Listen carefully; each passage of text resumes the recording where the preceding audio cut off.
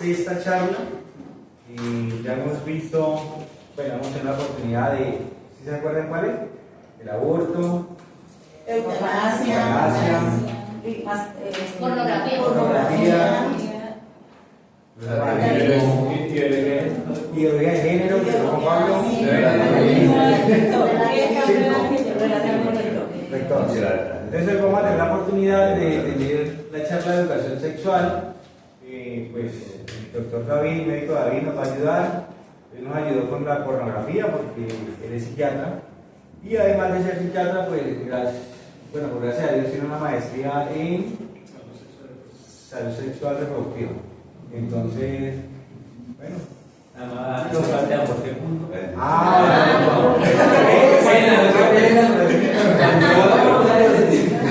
Señor. ¿Ya?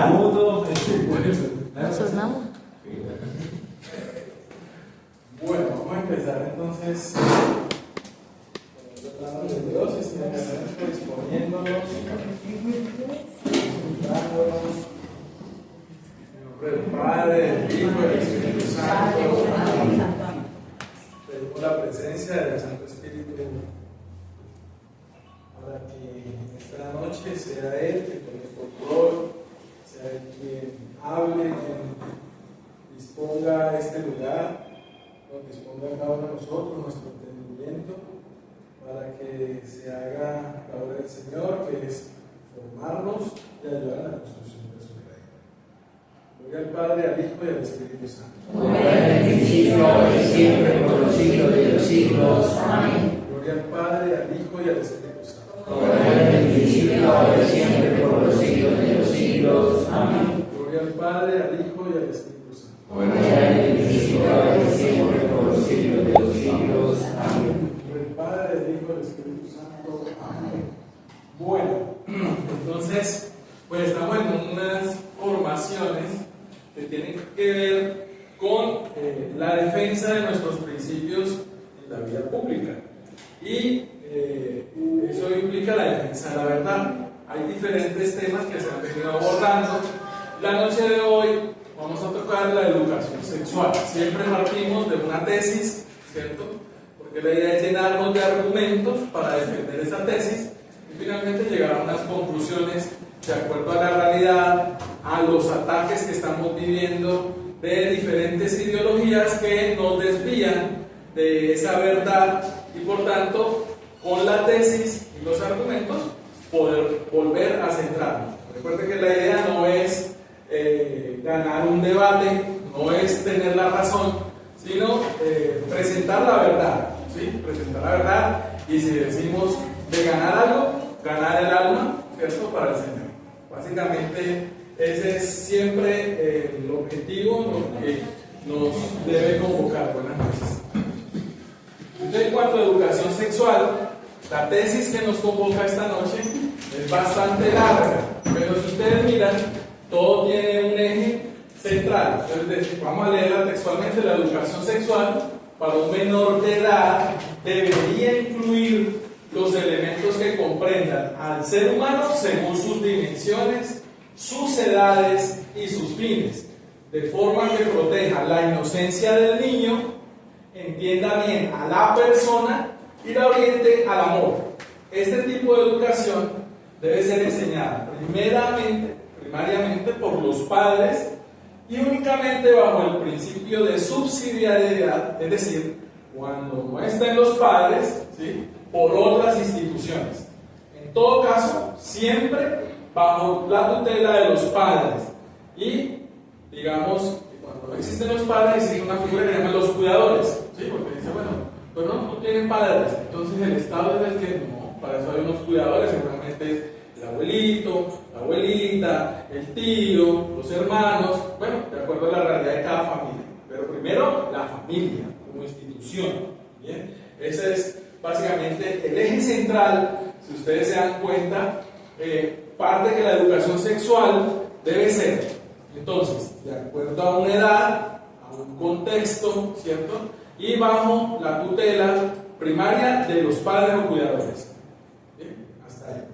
Básicamente con esos elementos entonces arrancamos a hablar acerca de qué es lo que ha venido pasando y ante qué nos enfrentamos.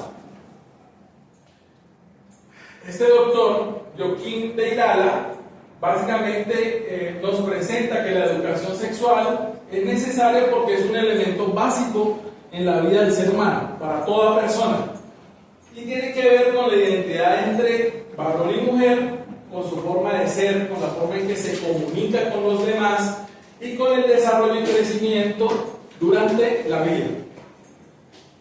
Cualquier decisión que tomemos en el ámbito de la sexualidad tiene consecuencias importantes en nuestras vidas. Por tanto, la educación de la afectividad y del carácter debe preceder a los aspectos biológicos de la sexualidad. Entonces, este es un enfoque mucho más integral que nos invita a ver la sexualidad como parte o como una de las dimensiones del ser humano y que incluso es inferior, está supeditada a otros aspectos superiores. En este caso, lo dice este doctor, está, digamos, supeditado eso biológico a la parte afectiva y del carácter. ¿Sí? Ya vamos a ver más adelante de qué se trata eso. Entonces, los jóvenes, nuestros jóvenes, pues seguramente tienen problemas actualmente con la comprensión y la vivencia de su afectividad. Por eso hoy en día vemos muchos jóvenes que inician su vida sexual, ¿cierto?, únicamente desde ese encuentro biológico, ¿sí?, desde la experimentación del placer, pero no desde la construcción de su identidad, de su corporeidad, de su dignidad como ser humano, ¿sí? Y allí ya trae problemas porque empieza a generar experiencias tempranas, muchos de ellos incluso en el ámbito de la ilegalidad, que sabemos que en este país está regulado que todo menor de edad, de 14 años, que tenga vida sexual es un abuso sexual, ¿listo? Y eso es un delito, está tipificado, que es obviamente pues sancionado por la ley, pero aparte de eso que dice la ley, pues es que también experiencias tempranas, entre más temprano, pues trae también unas consecuencias como mayor riesgo de exposición a infecciones de transmisión sexual, se trunca el proyecto de vida y también seguramente algunos pasan con esta parte de la afectividad, que se generan muchos vacíos por la toma de decisiones sin tener la capacidad de tomarla. Lo hablábamos en las otras charlas, que el desarrollo del cerebro es durante toda la vida, pero en especial de los 10 a los 30 años.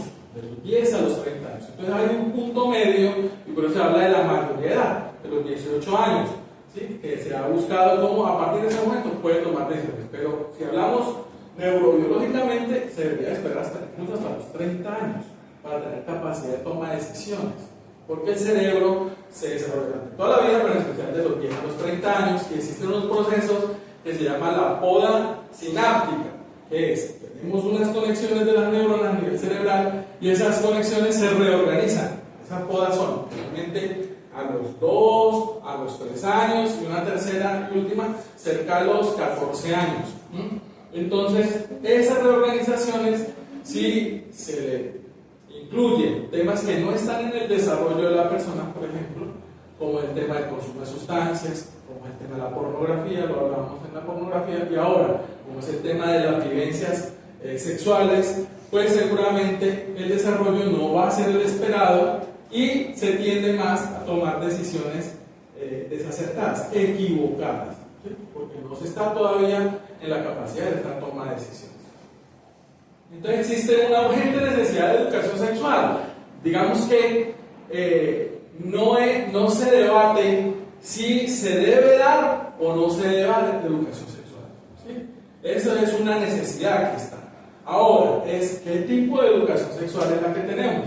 ¿Sí? Es la que debemos dar. ¿Y quién la debe dar? Ahí es donde está el debate, en realidad.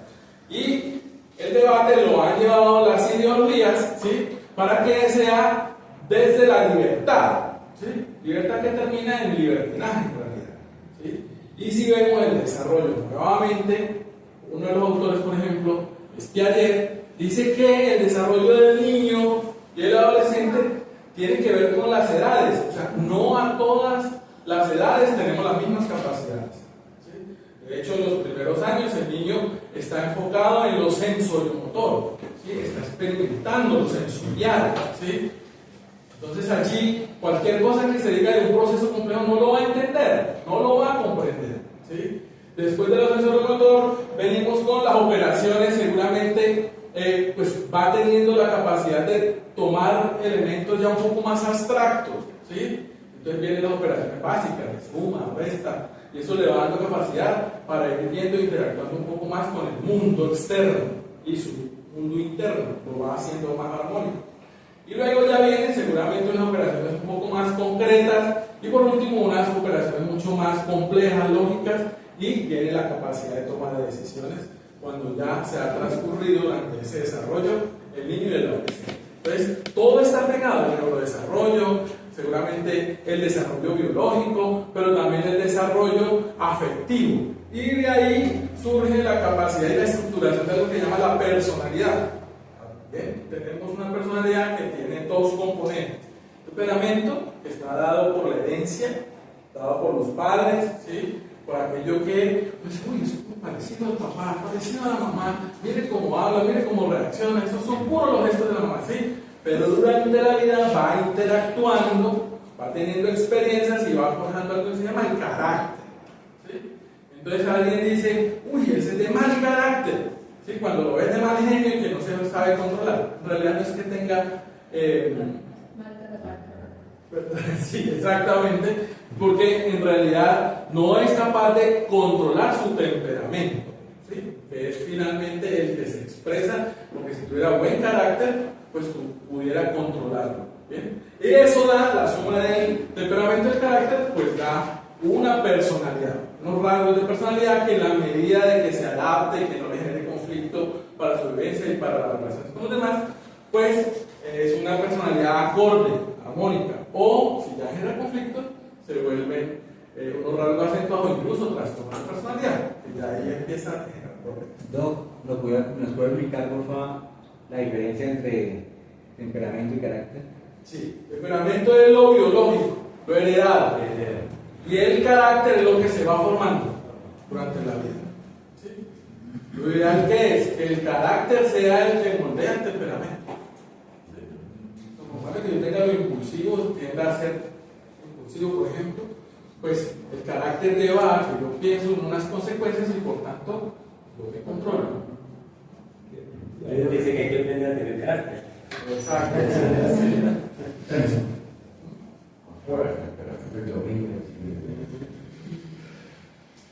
Y en realidad, pues, la verdad es que nuestros jóvenes sufren de algo que llamamos un analfabetismo afectivo, ¿sí? Porque no se forman unas habilidades. Incluso acaba de salir una nueva ley que habla de la cátedra precisamente de las emociones, en donde ya a nivel educativo pues se va a poder formar en la persona también en toda esta parte emocional. Trae de bueno, ¿sí? Que va a tener la posibilidad de hacerse. Ahora, ¿cómo se va a hacer? ¿Sí? ¿Quién lo va a dar? ¿Sí? ¿Y bajo qué directrices y lineamientos? Ahí es donde está también, digamos, lo que hay que hacer seguimiento y hay que mirar para ver cómo van a trabajar esa parte de nuestros niños y adolescentes. Entonces la situación actual pues requiere una atención inmediata porque en realidad el enfoque que se ha dado ha sido muy desde lo biológico, ¿sí? La necesidad de incluso interacciones tempranas y protegidas, que llaman. Entonces ahí viene todo el tema del uso de anticonceptivos, ahí viene todo el tema de tener el control, ¿sí? Y muchas veces bajo los fundamentos de esto que yo decía, lo que es cierto termina siendo una verdad a medias para tratar de convencer de que su proyecto de vida en realidad está por encima, ¿cierto? Y por tanto necesita controlar y no estar abierto a la vida y entonces tener el control de lo que no se tiene el control y no trabajar el tema de la afectividad, de la pureza, de la abstinencia, sino usted puede, usted es libre, hágalo y le damos incluso herramientas para que usted pueda controlar lo que se podría controlar de manera natural o va a controlar ahora artificialmente y con muchas consecuencias. Si es hormonal, pues el cuerpo, y si es quirúrgico, pues cerrarse totalmente la vida y entonces tenemos las consecuencias que son poblaciones envejecidas, poco productivas, ¿sí? Y obviamente pues con una alta carga de enfermedad, en donde ya están regresando en ciertos países estas políticas de control de la natalidad nuevamente a dar estímulos para los que tengan hijos, para los que se vayan a vivir en esos países, y todo regresivo por simplemente decisiones que se tomaron bajo ideologías y no bajo la verdad, porque finalmente la verdad se termina imponiendo, ¿sí? O sea, sí, por más de que la desconozcamos, pues se impone, la verdad se impone, ¿sí? Nos estudiamos con la verdad y además llegan consecuencias para quienes desconocemos la verdad. Si llegan, entonces, antes de pues, estos países que han tenido que llegar allá, pues la idea es que los que estamos incursionando, formándonos para defender de lo público, lo hagamos siempre bajo la verdad. Yo creo que eso es el llamado que tenemos. Y la sexualidad no escapa a eso, la educación sexual menos.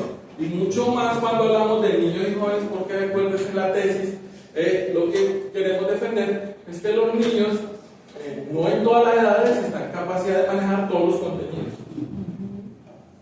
¿Sí? Todos los contenidos. ¿Y quiénes son los únicos que pueden defender qué tipo de contenidos, que conocen a sus propios hijos? Los papás. Es así. ¿Sí? Es así. Entonces la problemática que se ha debatido no es si se imparte o no educación sexual, sino en realidad qué tipo de educación sería la que se debe impartir, ¿cierto? En la actualidad, desde hace mucho tiempo se viene planteando que la educación sexual es un derecho innegable, y bajo ese tema de los derechos, pues nos han implantado precisamente ¿quién es el garante de los derechos? La institucionalidad, el Estado. Entonces el Estado también tendría el control del derecho a la sexualidad, porque ahí se nos meten a la vida privada, ¿sí? Y se nos meten a la deformación de nuestros principios. Y ahí es donde estamos, por ideologías que se meten en el ámbito que no les corresponde, ¿sí? Y terminan siendo pues lo que son, ¿cierto? Que es querer el respeto, ¿sí? Pero no respetan, por ejemplo. ¿Sí? Ahí nos movemos y ahí vienen los conflictos. Entonces nosotros, pues, la idea no es quedarnos en el conflicto, sino presentar alternativas. Entonces, los defensores de la vida empieza desde donde empieza, no desde donde uno quiere escribirlo y determinarlo, ¿sí? Entonces eso pasa con la educación sexual. La educación sexual nos pegamos del neurodesarrollo, punto, del desarrollo cerebral, de las etapas del Piaget que están descritas, ¿sí? Desde ahí nos pegamos y ahí nos sostenemos, porque esa es la verdad. Todo lo que quieran maquillar, meterle el cuento de derechos, el tema de ideologías, de la libertad, ya son temas agregados, construidos, que parte de la misma ideología, que es que la realidad se construye, ¿sí? Y lo construimos a través del lenguaje. Entonces, hagámoslo a través de leyes, hagámoslo a través de movimientos, y pues es, digamos, el desvío que tenemos actualmente de los diferentes temas, y la educación sexual puede hacer parte de ella en algo que se llama la revolución cultural, ¿sí? Entonces, en esa revolución pues se ha planteado que desde los primeros años, uno de los padres de la psiquiatría, yo soy psiquiatra y estoy formándome para ser psiquiatra de niños y adolescentes, uno de los primeros padres de la psiquiatría es Sigmund Freud, en una de las teorías que se llama teoría del psicoanálisis. Entonces lo que él decía era que el ser humano se movía precisamente por fuerzas, y la principal fuerza es la fuerza de la sexualidad. Entonces todo lo que fuera en contra de la sexualidad, pues finalmente eran medios para reprimirla. Y otros sucesivos lo que fueron diciendo es que todas las normas, la moralidad, lo que hacía era reprimir, ¿sí? Y no dejaba ser al ser humano y a su sexualidad y la plena satisfacción. Y de ahí surgen pues, cosas tan lamentables como la primera revolución sexual y el fundador, por ejemplo, de Planned Parenthood, que es por familia, ¿sí? Como para no ir tan lejos de una vez ponerle nombre, ¿sí?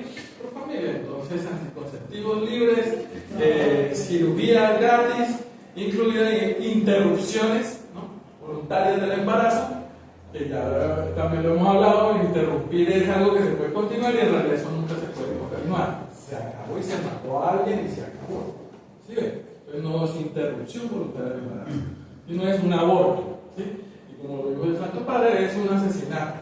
Punto. ¿Sí? Esa es la verdad.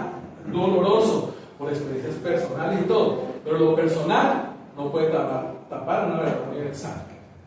¿Sí?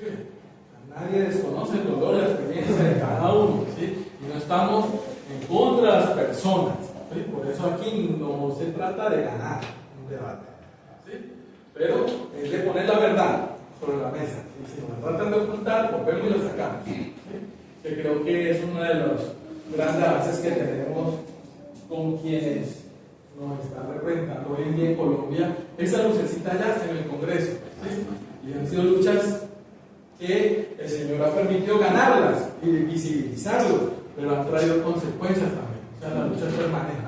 Y por eso, como la lucha no es nuestra, ¿cierto? Entonces hay que orar mucho. ¿Para qué? Para que la misma verdad sea la que se imponga. ¿Quién es la verdad? Solo una. Entonces, como para volver otra vez al tema de por qué estamos en esto y hacia dónde vamos, ¿no? Que no hay que perder el foco porque el resto se llama soberbia, ¿no? Entonces por eso no me gustan tantos títulos y nada, simple y llanamente, pues, no sé, el nombre y somos católicos y somos misioneros y ya, estamos formando y no más. El resto es instrumento que el Señor ha permitido, algunos lo ha permitido ser ingenieros de sistemas para que recién el computador, al psiquiatra lo ha permitido para que venga de la charla, no sé, pero cada uno son llamados y bueno, que sirvan para cumplir con la misión, pero eso no es lo importante, ¿sí? Si me quedo desde ahí y asumo pues desde ahí, no voy a llamar, ¿cierto? Voy a generar más dolor, más rabia, y pues esa no es la idea. Esa no es la idea, a eso no estamos llamados. Entonces, pues en Estados Unidos, precisamente, se han vivido uno de los grandes movimientos, donde más ha habido movimiento de toda esta revolución, ha sido Estados Unidos, y las consecuencias también, donde más ha habido enfermedades de transmisión sexual, donde más ha habido abortos, donde más ha habido comercialización de fármacos, proabortos. Bueno, eso es, digamos, las consecuencias que se han tenido, pero también han habido momentos de luz, han habido gobiernos en donde han sancionado esto, en donde han generado leyes en favor de la abstinencia, ¿sí?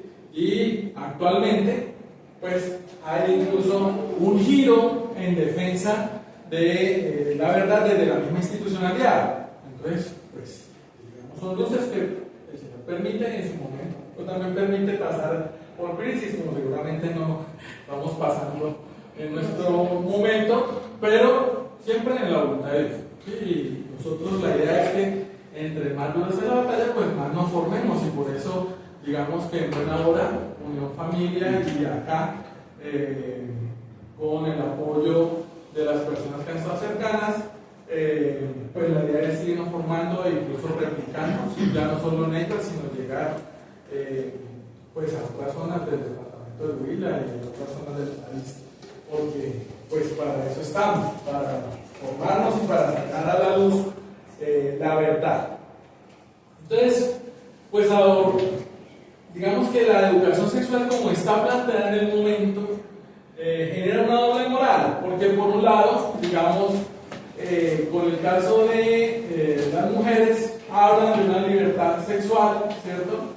Que debe estar limitada, los hombres, la justificación de una necesidad sexual por ser hombre, ¿sí? Y cada uno se para desde su esquina, y en otra se plantea lo que se llama la igualdad, ¿sí? Y que tanto hombres como mujeres deben tener una libertad y terminan pues finalmente deformando la dignidad del ser humano. O sea, así no se trata de que si es hombre o mujer, de cómo va a tomar la decisión o de si es igual o no al otro, porque en realidad no somos iguales. Biológicamente incluso, desde donde se paran para defender. Es que eso es también lo que pasa, es que los argumentos que usan son absurdos, porque los argumentos que usan, lo usan en una cosa, pero ya en la otra ya no les parece. Entonces, se paran de ejemplo de lo biológico. Y de lo biológico dicen, hablemos de libertad en educación sexual desde lo biológico, ¿sí? Pero entonces, hablemos de esa misma biología para la defensa de la vida. Ah, no, ya ahí no se habla de la biología, no. un ejemplo práctico de que por ejemplo niega la biología, la niega completamente, pero sí ahora el médico que le quiere hacer el cambio de sexo, ahí sí la biología aplica, ahí sí la aplaude, ahí sí la, por dicho, la salta, pero la niegan para decir que la vida empieza desde el momento de la concepción, no, el petrógrado, dinosaurio, toda la cosa dice, pero sean coherentes, o la niegan o no la niegan, pero cuando está a favor de ellos, ahí sí, la aplauden, pero cuando algo que es universal, que es una verdad, porque yo otra de las cosas que he analizado siempre en este tema, yo digo, ¿por qué es tan difícil de conocer la verdad? ¿Por qué es tan difícil, especialmente para toda esta comunidad, todo esto luego y este tema? ¿Por qué es tan difícil? Yo digo, lo difícil es porque les incomoda, y porque les incomoda porque en última la raíz de esto es el pecado. El momento de estar en pecado, no quieren la forma de hacerse de ahí, sufren con eso, pero de alguna forma tienen que taparlo, y taparlo negando lo que es realmente la verdad. Entonces, pues, se habló de los derechos, eso tiene un impacto, tiene una historia, ¿sí? Que cada uno, pues, puede leerlo a profundidad, pero básicamente el impacto mayor ha sido la planificación, los métodos anticonceptivos, el uso de la sexualidad como uso, como cosificación del ser humano, ¿sí? Y pérdida de la dignidad. En eso hemos terminado. Entonces, después de un tiempo, termina en depresión, en ansiedad, en Putin, ¿sí? Porque se sienten vacíos, porque nada les llena, porque los circuitos cerebrales de la sexualidad son los mismos circuitos cerebrales de la droga. Y entonces, pues cada vez requieren más cosas para su satisfacción. Y sí, terminan en no satisfacción. Entonces, ese ha sido, digamos, el impacto que hemos logrado en el enfoque de la sexualidad como derecho.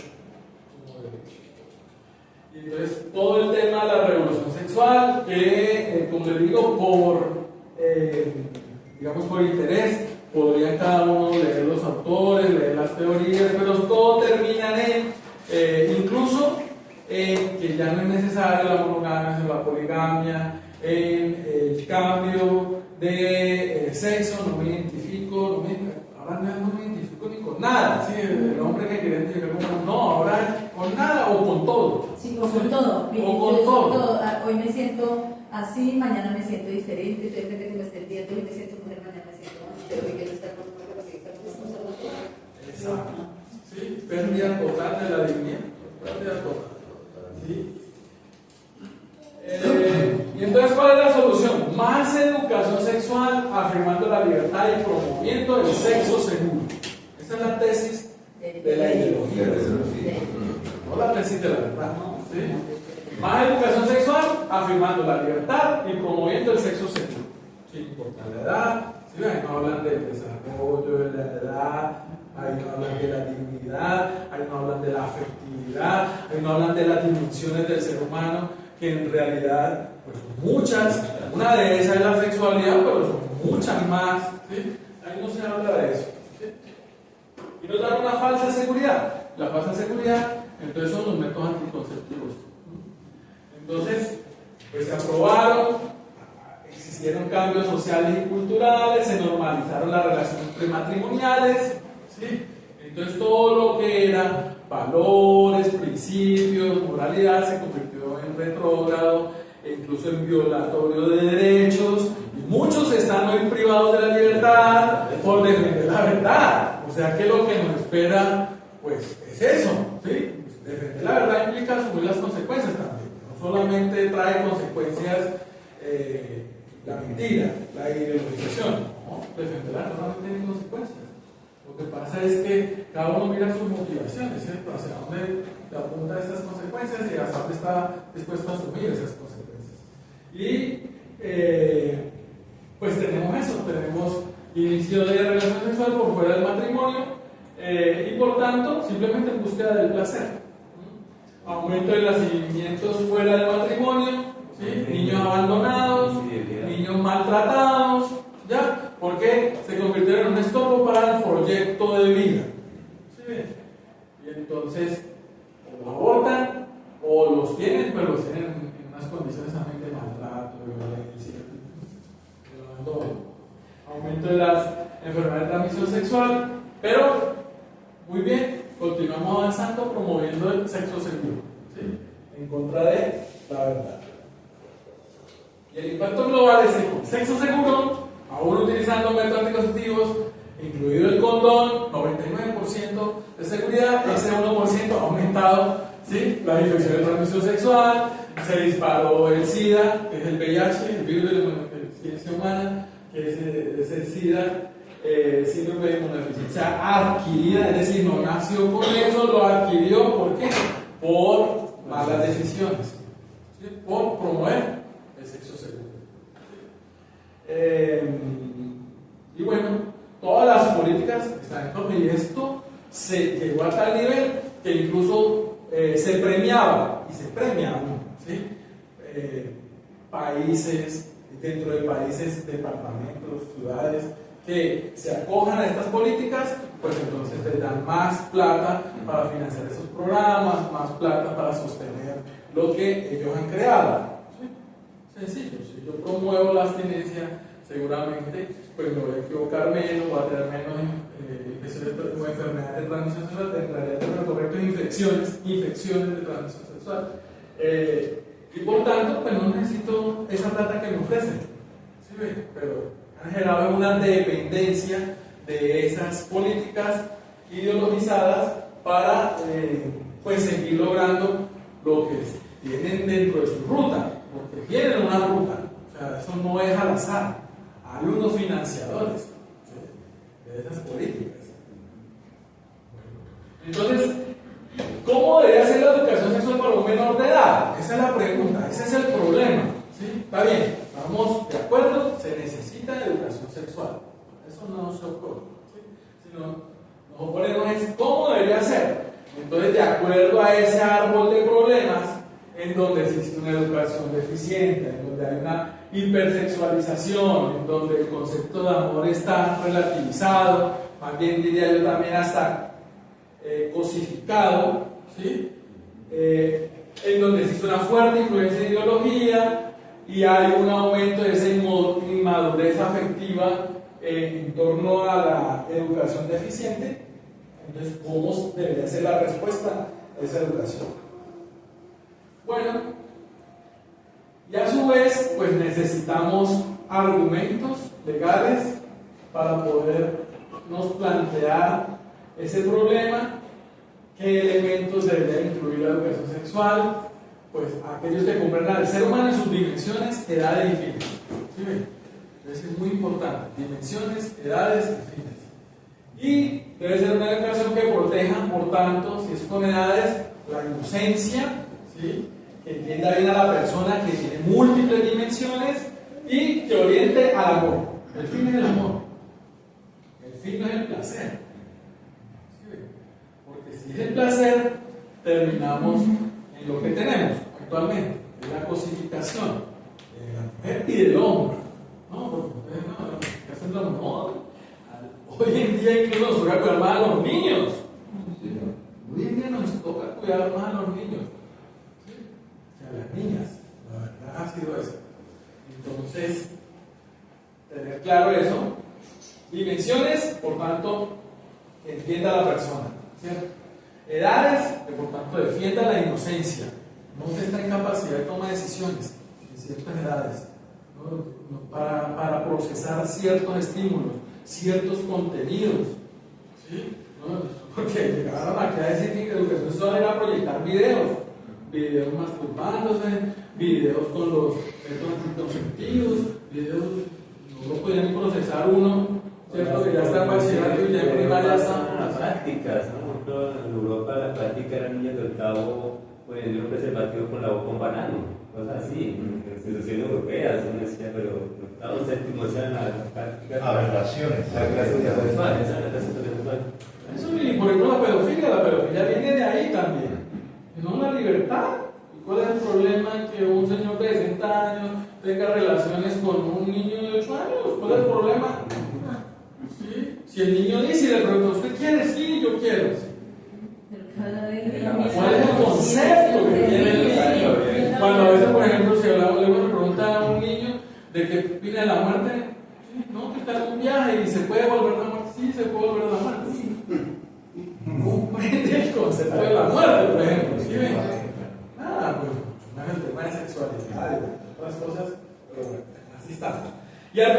legales. Entonces, ¿quién debe enseñar la educación sexual? ¿No? Porque, pues, están diciendo que es el Estado, entonces bajo el Estado nos tenemos que mover dentro de lo legal también. Entonces, por eso es importante que allá donde se toman las decisiones más importantes de la sociedad, pues también lleguemos, ¿sí? De verdad. Y que ojalá lleguen las personas que se formen, ¿sí? Que les guste y que se mantengan en rectitud para que puedan defender la verdad. Porque los ataques van a ser múltiples. Entonces, uno de los grupos que habían en Conciudadanos, Integridad Pública, ¿no? ¿Se llama? Creo. Integridad, o sea, yo creo que eso también, ya cuando uno está en el, hay que buscar personas ahí, sí, bajo la integridad, integral, porque les van a explicar absolutamente todo, y pues lo que queremos es que precisamente, exacto, definitivamente, ¿sí? Porque molesta, tener luz en la oscuridad molesta, entonces hay que apagar esa luz lo más rápido posible, ¿no? Estamos oscuros y nos prende la luz, eso molesta, ¿sí? Bueno, eso pasa también en la vida pública, ¿sí? Incluso, pues también, incluso pasa, y eso no es nuevo, eso ha habido santos que han estado en obediencia, ocultos por orden de obispos, y ya, porque simplemente así en obediencia, así vivieron, y por eso se volvieron santos. No pasa nada, no pasa nada si el día de mañana pues nos persiguen por esto, pero eso no quiere decir que hay que dejar de aspirar, el que le gusta, el que se forma para eso, no, con mayor razón más hay que hacerlo, ¿sí? Pero seguramente el día de mañana no lo permitan es tener la medalla por fuera, puede ser, ¿sí? No pasa nada, es que una medalla no nos hace misioneros, ¿sí? Pero hay que seguir tomando lección, no por eso nos podemos desarmar, hay que seguir, porque se necesita tener argumentos legales para defender esto, o si no, pues ya sabemos hacia dónde vamos. ¿Sí? Y es más, ya han avanzado demasiado. Por eso es que, por ejemplo, antes de todo este tema de Conciudadanos en familia, si ustedes recuerdan, era la marcha Provida, que aquí en el 2018 hasta el 2018 nos integramos la última vez en la marcha, ya después, pues, como todo hacía, como dice David, con base en la obediencia, pues Monseñor dijo que no más. Y una de las justificaciones de él era precisamente que eso no, a la final no servía para nada. Y en parte tiene razón, porque debemos de cuenta que antes no había nadie allá en ese escenario, hasta que, bueno, sí sirvió para algo, para promover y defender la vida y todo eso, pero para hacer efectivo el tema de los cambios, de toda esta normatividad y luchar por la vida, la familia, tuvieron que llegar los muchachos pro vida allá de nosotros para poder darle un rumbo a eso. Entonces, definitivamente, como dice el doctor, hay que estar en esos escenarios, o si no, nos ganan por Y miren que así es todo con las ideologías. Yo les quiero contar una experiencia en el tema, por ejemplo, de política dentro de la universidad. Yo me formé en la universidad pública, aquí, en el sur colombiano. Y mientras había formación comunista, socialista, el resto que no estábamos de acuerdo, ¿cierto? Siempre apagados, y nos ganaban espacio. Y de un momento para otro también nos organizamos y también empezamos a tener participación y empezamos a ganar. ¿Por qué? Porque finalmente éramos más. Lo que pasa es que si uno no hace nada, pierde por W. Y en realidad llevan mucho tiempo formándose, y por eso, de esos semilleros, surgieron movimientos y hoy tienen presidente. Es así. Y el resto nos daba pena en la universidad, y ahora sí está volviéndose a despertar, ¿cierto? El tema de la formación y todo, incluso dentro de la universidad, porque si lo hacían ellos, ¿por qué no lo podemos hacer el resto?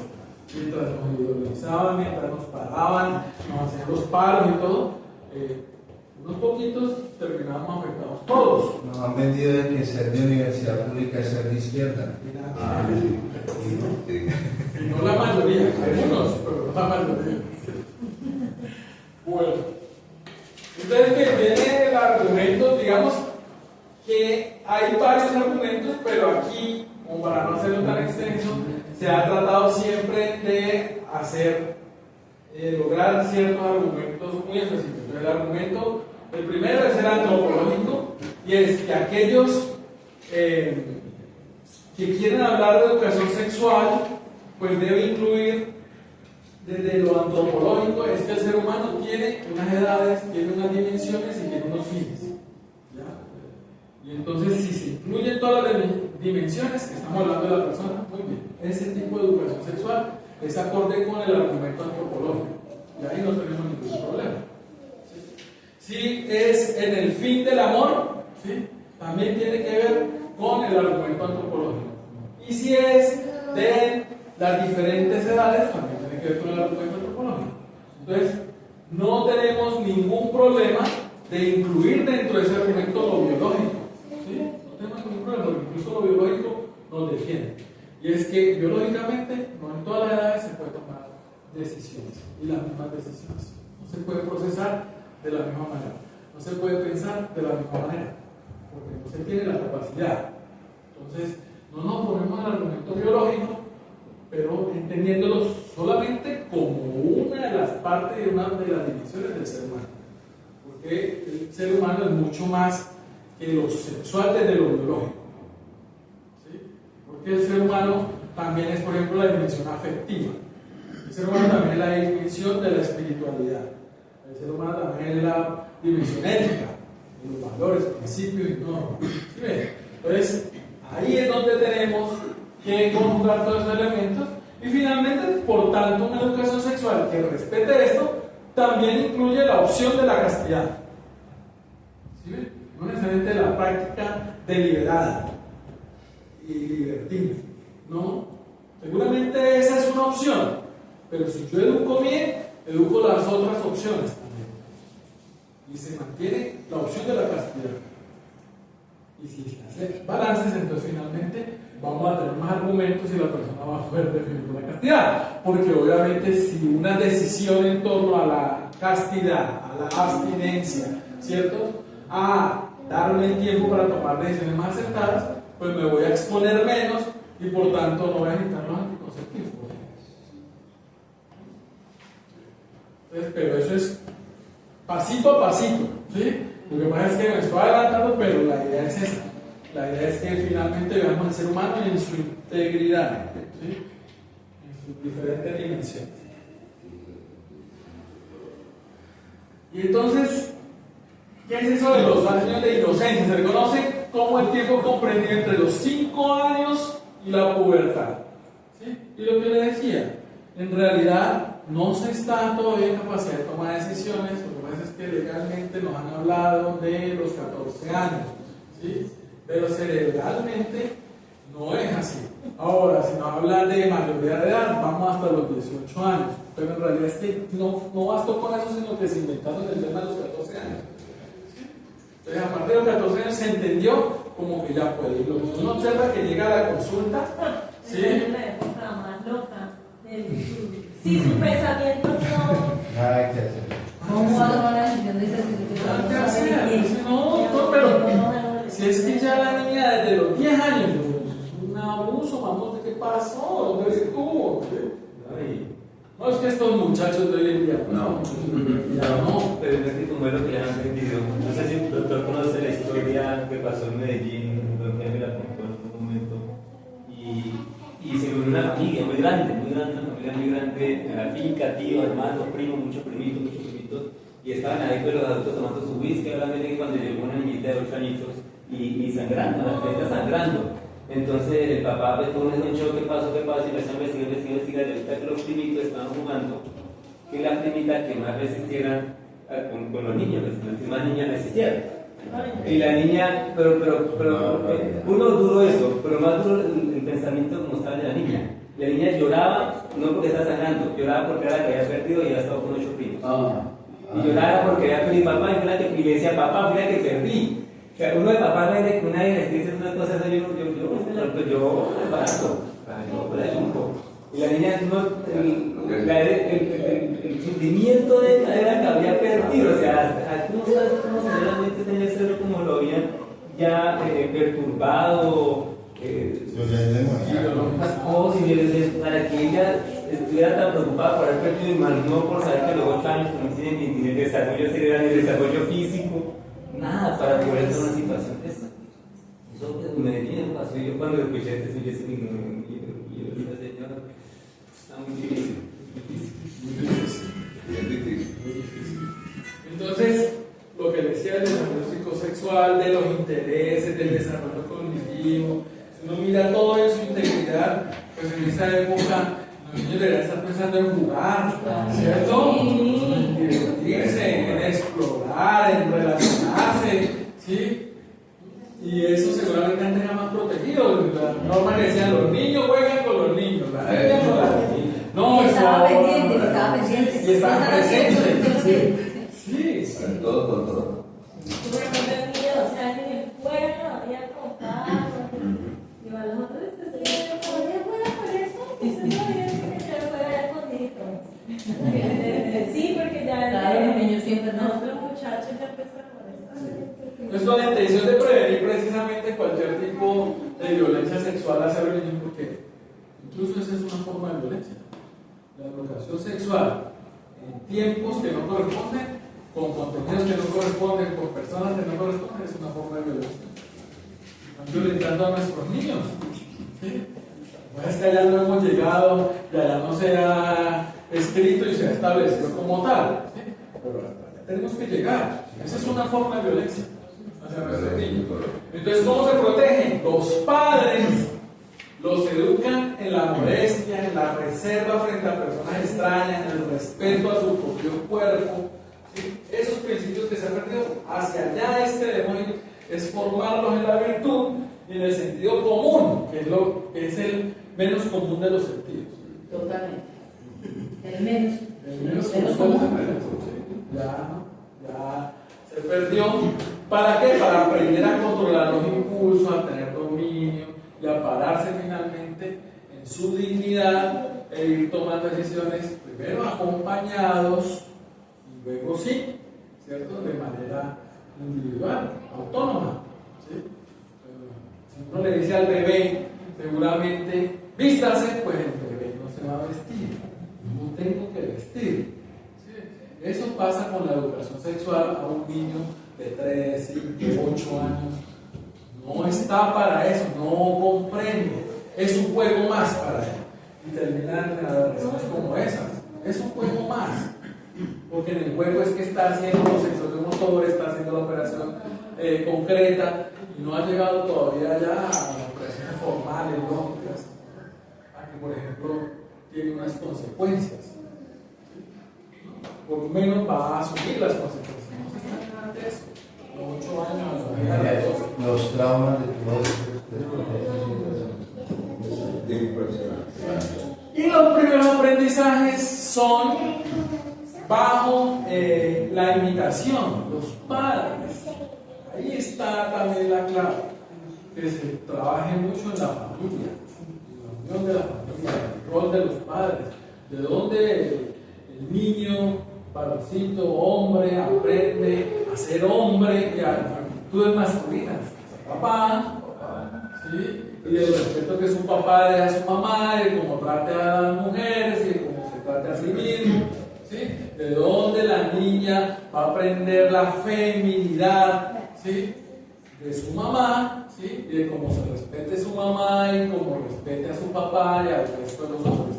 Desde ahí, eso es primera enseñanza. Por eso la educación sexual es de los padres y de los cuidadores, porque ahí es donde está aprendiendo constantemente el niño. El resto son manipulaciones, son desinformaciones muy peligrosas que no podemos dejarlo en esos campos, por más de que sean instituciones increíbles, no le corresponde a ese ámbito público.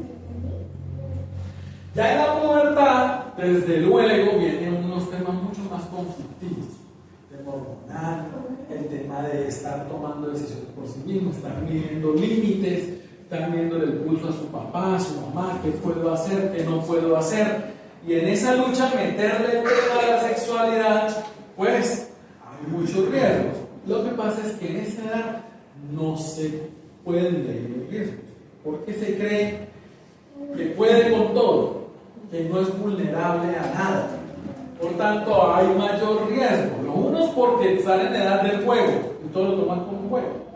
Y los después, posterior a la puerta, que es la adolescencia, ¿sí? Porque están precisamente sin medir el riesgo. Y todo lo pueden. Entonces ahí, ¿Qué pasa? precisamente, Y le piden a los perros que se los ¿Qué pasa? ¿Qué pasa?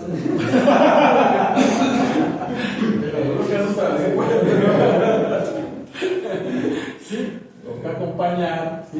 Y ahí ya entonces, digamos, la recomendación, si nos paramos desde la psiquiatría, es que no se impone, porque a los niños hay que imponerle límites. Punto.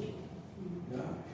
Usted no le pone el límite, la barrera, se lanza por el barranco. Punto. Si usted no protege el balcón, vive en un séptimo piso, el niño se va a tirar porque él cree que puede volar como Superman. Usted le tiene que poner límite, el responsable es usted. Ahora, con el adolescente, no, ahí es compartir. Usted acompaña, escucha y negocia. Entonces, como el adolescente está muy con ganas de independencia, usted pone el límite, pero negocia, no le impone. Entonces usted negocia, bueno, ok, entonces tú vas a hacer eso trae unas consecuencias. Sencillo. Usted ahora, por ejemplo, está bien, puede salir que porque ya está grande, que porque no puede, no. Entonces usted ahora tiene que atender su cama, usted ahora va a hacer su desayuno, ya usted está en edad de eso. Y entonces en esas pérdidas y ganancias se mira las reacciones y se acompaña. Sí, eso es lo que en realidad debería hacer. Esa es la crianza, digamos, acorde al momento del desarrollo. ¿Sí? Porque si usted lo sigue tratando como niño, él va a confiar más en sus padres, más riesgo. Porque es un ciego guiando a otro ciego, un pueblo todo otro pueblo. O sea, ahí cualquier cosa puede pasar. Pero si usted mantiene la confianza, pero también mantiene el poder o la autoridad que tiene y empieza a acompañar y a detectar ciertas cosas, pone unos límites, negocia y afloja un poquito. Seguramente el adolescente ya va a acostarlo a dormir a las 7 de la noche, pues usted realmente va a hacer que no le llegue a la casa a las 7 de la noche porque tiene que hacer un trabajo, sino que le llegue a las 9, porque usted simplemente tiene un límite que es absurdo para la edad. ¿Sí? Como que afloja un poquito, a las 7, para las 8, a las 9. Pero siempre justificado y siempre negociado, porque la vida es eso, es un balance de pérdida y ganancias. Yo asumo cosas, pero también asumo las consecuencias. No puede ser que para una cosa me crea muy grande, pero para otra sí sigo chiquitito, ¿no? Bueno, mi hijo va creciendo, listo. Entonces también la responsabilidad le va creciendo. ¿Sí? Entonces, eso pasa en la puerta y hay algo que se llama el tema del velo emocional. Como hay tantas hormonas moviendo en ese momento, ¿cierto? Hay muchas emociones, pues hay una fuerte carga que no le deja razonar. Entonces también no podemos caer en exigirle al adolescente que piense como adulto, porque ahí también nos estrellamos. No, el adolescente piensa como adolescente. Recuerda, el cerebro todavía no le da para tener 30 años y ver las consecuencias de él, ¿no? Tiene 18, tiene 15, ¿sí? Se mueve ahí en esa edad, y en esa edad pues tiene todo el desarrollo hormonal y tiene toda esa carga afectiva y tiene todos sus amigos presionándolo también, ¿sí? Porque eso es lo que pasa también. Entonces hay que acompañar. Lo más importante en esto es ojalá estar cerca, estar presente. Si usted está presente puede detectar, puede señalar, puede poner el límite y puede negociar. Hay cosas que se pueden negociar, no todo se puede negociar.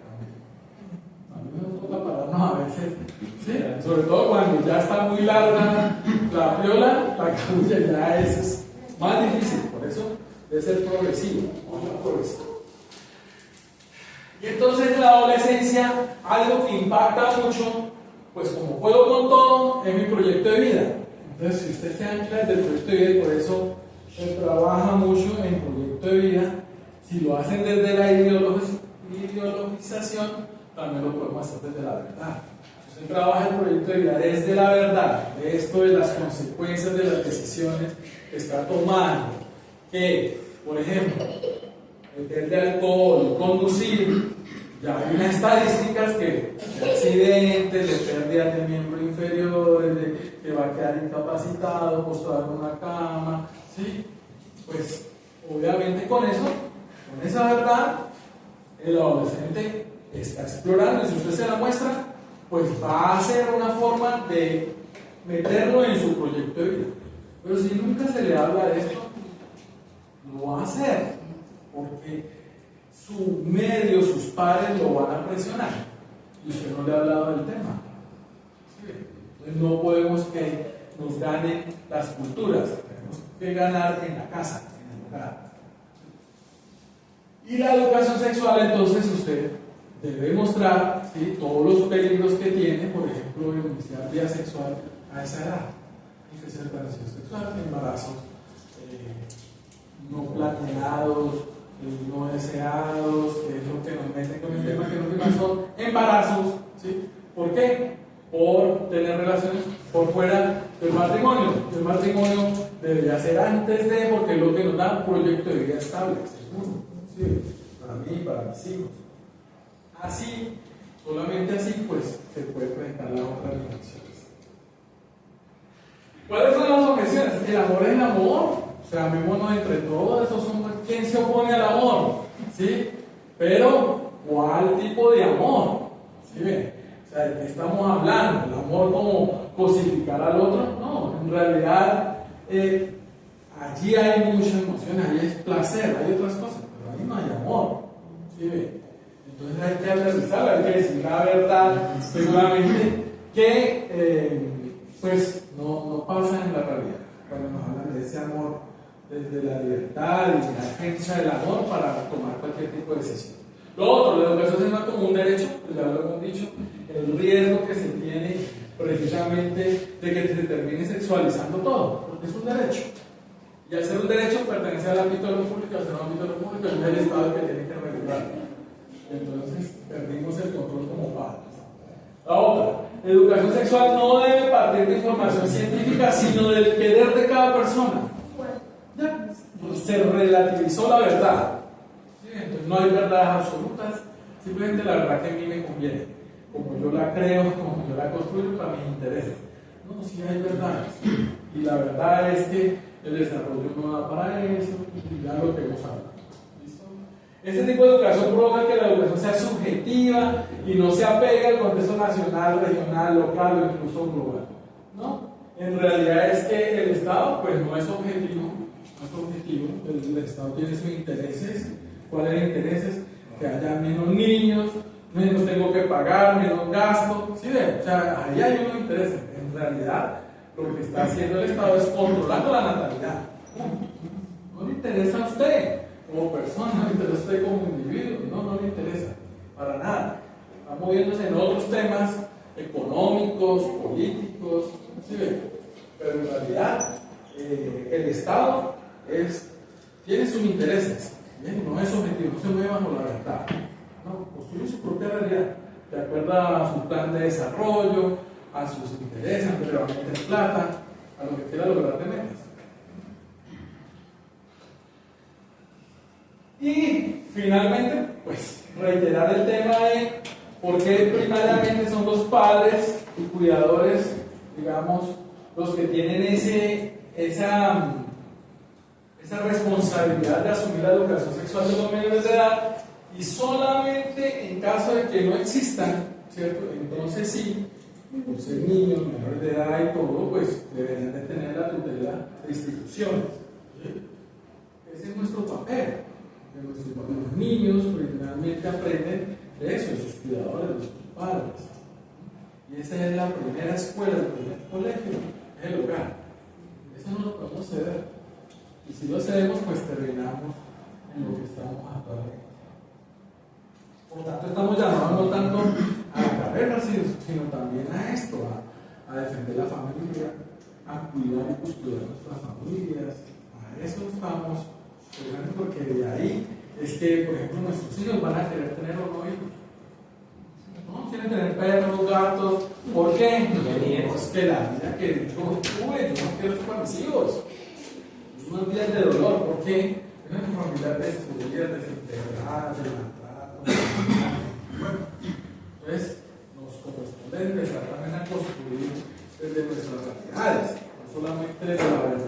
ahí, sino con el ejemplo.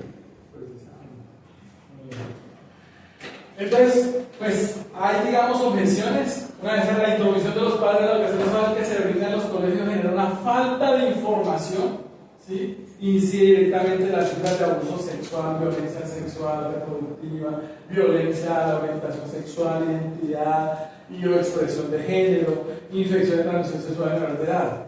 Y en realidad es que no hay estudios que evidencien eso.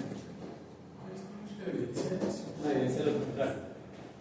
Evidencia lo contrario porque yo creo que hay una realidad en Colombia que no ve por la fecha más desde qué década del siglo pasado se empezó a perder la formación en valores. Por ejemplo, antes enseñaba cívica, enseñaba comportamiento, eso era parte de tu vínculo escolar.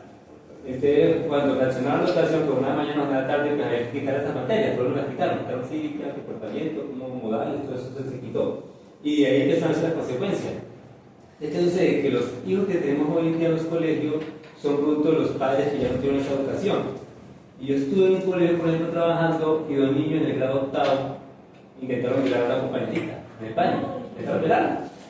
Un escándalo, llamamos a los papás, citamos a los papás, la mamá de los niños que súper avergonzada, trágame tierra, Dios mío, ¿qué está pasando? Porque mi hijo está portando así. Pero el papá del otro niño, ¿qué pasa? ¿De qué así es de ser un varón? ¿Cómo quiere que sea un hombrecito? Entonces, ¿cómo le enseñamos? Si es que si yo lo permito, porque ustedes no. Y nosotros pues, estamos como profesores, como institución, pues desarmados, digo, pues si el papá tiene este argumento, ¿qué hacemos nosotros?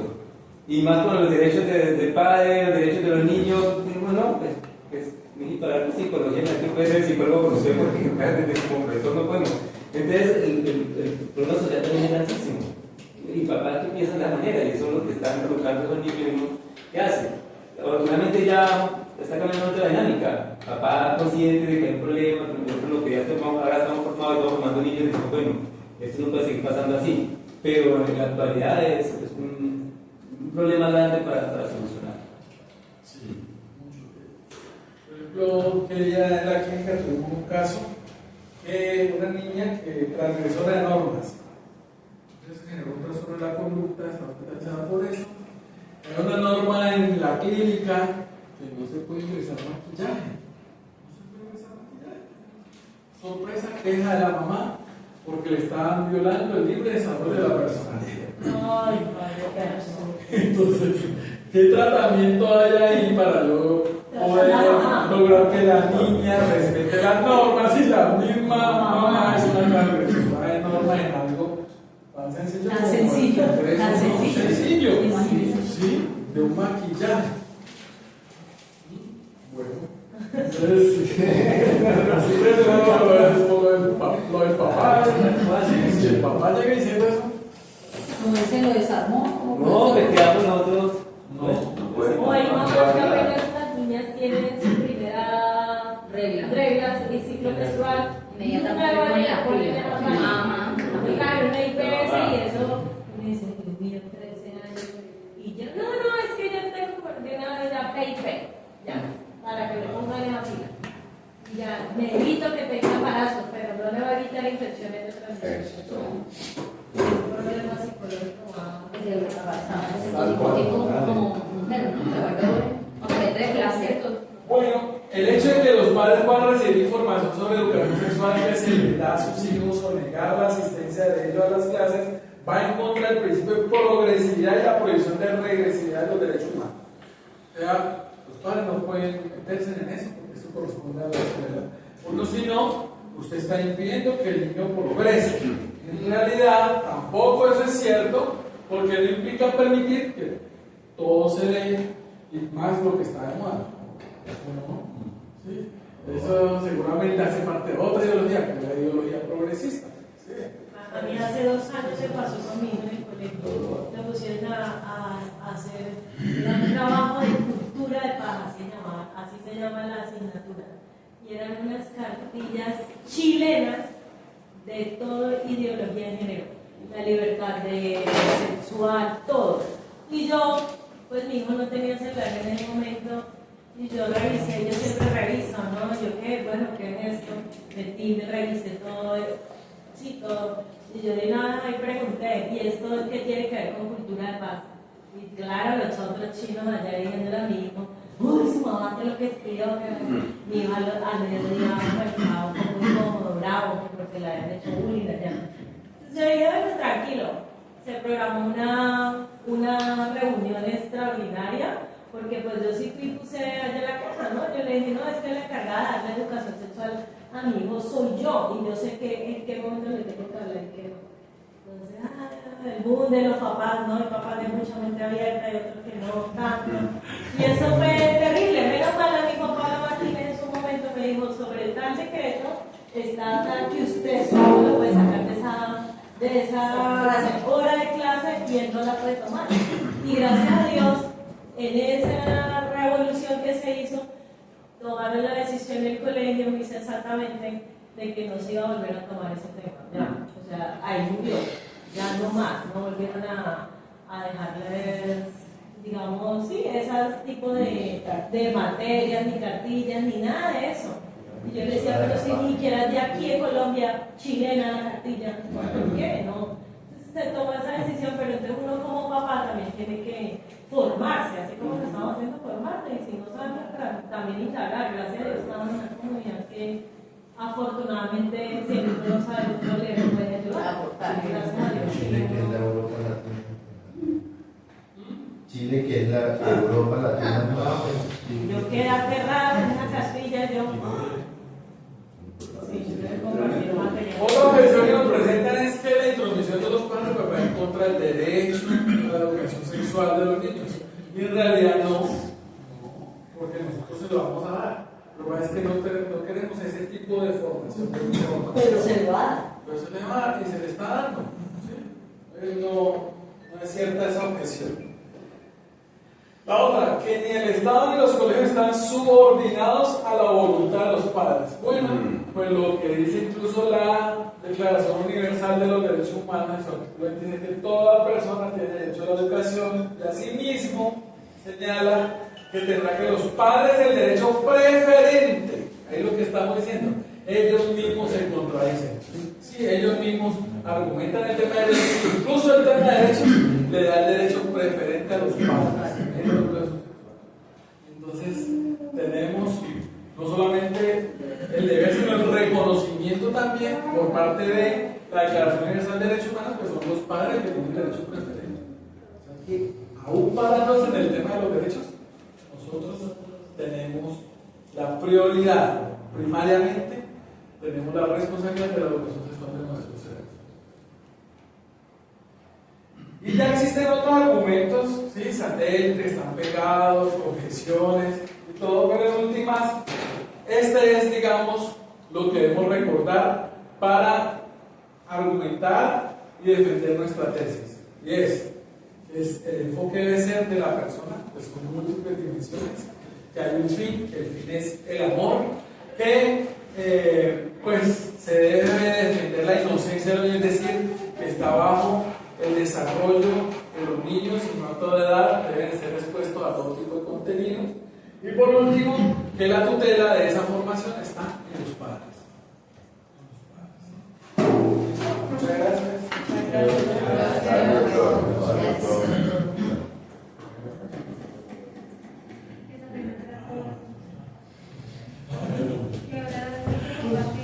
Bueno, entonces vamos a cerrar con una oracioncita también para que sea, digamos, el momento de claridad, de afianzar estos conceptos, de interiorizarlos, de evidenciarlos, que el Señor nos regale la capacidad de vivirlos en nuestra propia familia, en nuestras propias vidas, para que se mantenga esa luz, la luz de la verdad, para que nuestra soberbia se doblegue siempre ante la verdad, para que con humildad, con verdadero amor, podamos llegar a tantos corazones que están seguramente dolidos, destruidos, con heridas, que hacen parte del motor de las diferentes ideologías, porque se han puesto como propósito para llenar ese dolor, precisamente defender banderas, defender movimientos,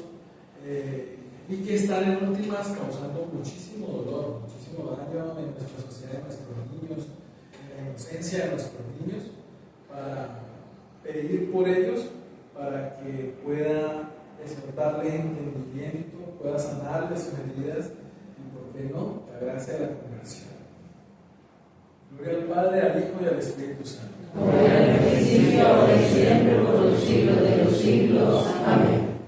Gloria al Padre, al Hijo y al Espíritu Santo. Como era en el principio, ahora y siempre, por los siglos de los siglos. Amén.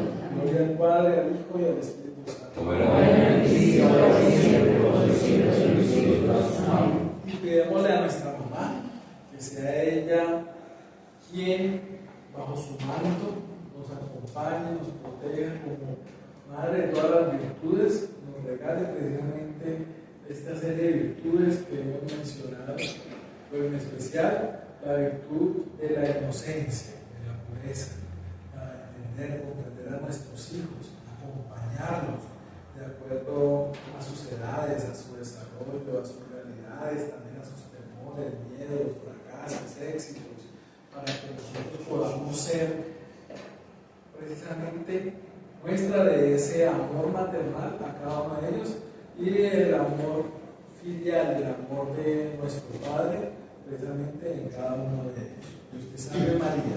Llena de gracia, el Señor es contigo. Bendita tú eres entre todas las mujeres, y bendito es el fruto de